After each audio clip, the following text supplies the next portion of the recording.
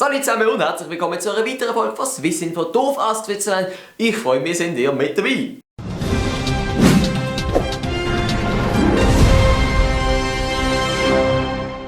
Ich bedanke mich für das grosse Feedback, als ich das letzte Mal gefragt habe, ob ihr lieber im Stehen oder im Sitzen dieses Swissinfo habt. Und die meisten haben sich für Stehen entschieden, das heisst, wir bleiben ab jetzt in stehender Position. Und jetzt richten wir unser Augenmerk mal schnell auf die Vereinigten Staaten. Dort ist ja momentan super spannend, wenn man darauf achtet, wer könnte der nächste Präsident werden. Der Favorit der Republikaner ist der Donald Trump, der allerlei Arten von Fans hat. Das Interessante beim Donald Trump ist, dass er im Gegensatz zu vielen anderen Kandidaten nicht nur eine bestimmte Bevölkerungsschicht an Fans hat, an Supporter hat, sondern wirklich quer durch die Masse. Vom Milliardär bis Millionär bis Obdachlose und sogar Tätowierer. Einer der grössten Fans von Donald Trump unter den Tätowierern ist der Bob Holmes, der jetzt etwas ziemlich Interessantes im Angebot hat. Wer sich nämlich bei ihm der Donald Trump oder der Make America Great Again Slogan tätowieren lassen will, kann das gratis machen. Da denkt man sich jetzt natürlich, wow, okay, Amerika ist sowieso verrückt, aber ich meine, wer benutzt denn schon das Angebot?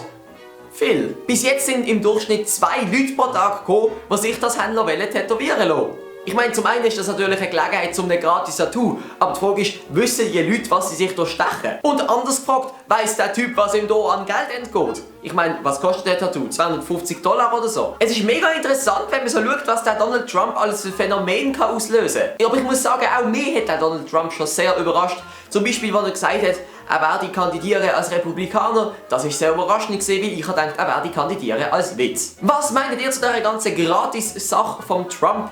Eure Meinung sehr gerne in den Kommentaren. Und was mich auch noch interessieren würde, welche Politiker müsst ihr im Angebot haben oder welchen Slogan müsst ihr im Angebot haben, dass ihr euch da gratis tätowieren lassen würdet. Ab in die Kommentare. Und jetzt schauen wir ganz kurz auf eine Instagram-Seite, die Hot Migrants heisst und die veröffentlicht Bilder von, wie es der Name schon sagt, heißen Migranten. Also sprich, die Instagram-Seite ist dafür da, Fotos von gut aussehenden männlichen Flüchtlingen zu veröffentlichen. Ich meine, sorry, aber es ist doch irgendwie geschmacklos, aus einem Flüchtlingsdilemma auf diese Art noch Profit zu schlagen. Und ich frage mich auch, ob ein Flüchtling in dieser Situation wie der noch stolz darauf ist, irgendwie auf sie aussehen. Ich glaube, dem ist es wichtiger, dass er einfach überlebt. Und drittens ist fraglich, ob die Männer überhaupt eingewilligt haben, dass sie dort gefüttert werden. Meiner Meinung nach einfach, weil sie nicht eingewilligt haben und alle die 3 Punkte zutreffen, ein No-Go. Trotzdem bin ich jetzt mal gespannt, was ihr dazu meint. Darf man Schönheit in so einem Augenblick noch feiern und ins Netz tun? Oder findet ihr, nein, das ist ein trauriger Moment in der Geschichte der Menschheit, da darf man nicht irgendwie Kapital draus schlagen? Eure Meinung sehr, sehr gern in die Kommentare. Gut, und dann sind wir beim dritten Thema. Vielleicht kennt ja der ein oder andere von euch den Johann Schneider-Ammann. Wenn nein, ich habe mal ein Interview mit dem gehabt, das sollte sich auch irgendwo noch auf meinem Kanal finden lassen. Für die ihn nicht kennen, er ist ein Bundesrat von der FDP und nicht gerade dafür bekannt, irgendwie locker zu sein, sondern eher so ein bisschen bürokratisch, staatsmännisch zurückhaltend. Die Frage ist natürlich, ob das ein Vor- oder ein Nachteil ist. In manchen Situationen klar ein Vorteil, manchmal aber auch eher ein Nachteil. So zum Beispiel jetzt gerade kürzlich, wo er zum Tag der Kranken eine Rede gehalten hat und in dieser Rede betont hat, wie wichtig es ist, wenn man krank ist, dass man unbedingt ein bisschen lachen muss und dass man sich so den Alltag verschönern soll. Nur hat er eben leider nicht bedenkt, dass er während dieser Rede so ziemlich die traurigste Miene gemacht hat, die man sich vorstellen kann. Schauen wir kurz rein. Reste encore à savoir pourquoi on rit.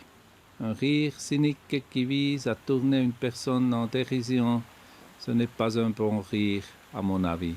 En revanche, rire de bon cœur avec quelqu'un, c'est partager des moments de bonheur. Und als ob das Ganze noch nicht genug wäre, hat ihn jetzt auch noch ein französischer Sender aufs Korn gemacht und sich so ziemlich lustig gemacht über ihn. Ich muss zugeben, es ist schon lustig. Das Ganze hat natürlich jetzt eine riesige Debatte ausgelöst, wenn man sich fragt, dürfen die Franzosen einfach über unseren schweizerischen Bundespräsidenten lachen und wie steht es mit uns? Dürfen wir über ihn lachen?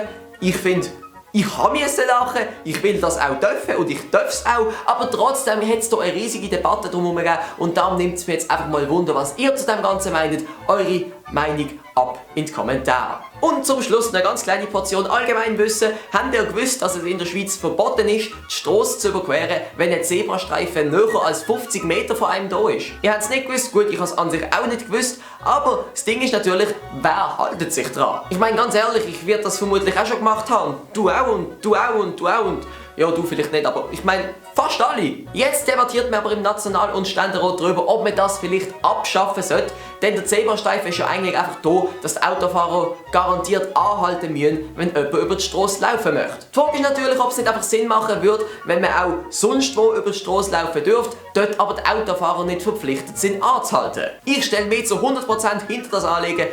Ich muss ganz ehrlich sagen, was bringt es, wenn man dann irgendwie 30 Meter vom Zebrastreifen entfernt steht, 5 Meter über die Straße laufen will, aber trotzdem 30 Meter zum Zebrastreifen, 5 Meter über die Straße und dann wieder 30 Meter zurücklaufen muss. Was ich aber gleichzeitig finde, ist, dass mega viele Autofahrer missachten, dass sie beim Zebrastreifen eigentlich anhalten müssen. Das regt mich mega auf. Was meint ihr zu dieser ganzen Sache? Was meint ihr zu den Autofahrern? Und was ist euch vielleicht schon mal in der Umgebung vom Zebrastreifen passiert? Ab in die Kommentare. Und das ist gesehen mit dieser weiteren Folge von Swissinfo. Ich habe mittlerweile aufgehört zu zählen. Wenn sie euch gefallen hat, gerne bitte einen Daumen nach oben und ansonsten sehen wir uns das nächste Mal und damit tschüss!